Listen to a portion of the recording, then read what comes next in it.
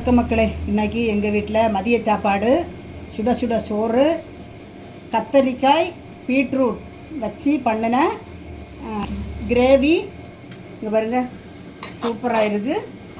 இதுபோல் நீங்களும் பண்ணி பாருங்கள். இது வீடியோ எப்படி பண்ணுதுன்னு வீடியோ போட்டிருக்கேன் பாருங்கள். மாங்காய், மோரும் மாங்காயும் போட்டு வச்ச மாங்காய் பச்சடி, உருளைக்கிழங்கு பொடி மாஸ், சூப்பராக இருக்குது. பார்த்துருங்க பாருங்க. இந்த பீட்ரூட் கத்தரிக்காய் கிரேவியும்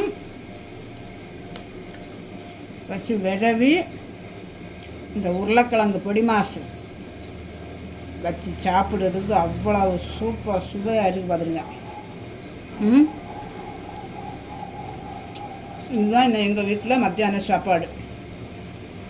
இது பிடிச்சிருந்தால் லைக் பண்ணுங்கள், ஷேர் பண்ணுங்கள், சப்ஸ்கிரைப் பண்ணுங்கள். வணக்கம்.